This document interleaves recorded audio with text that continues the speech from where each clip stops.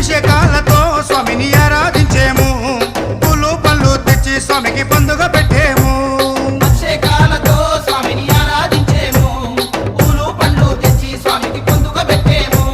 108 మెట్లకు పేట తుల్లియాడి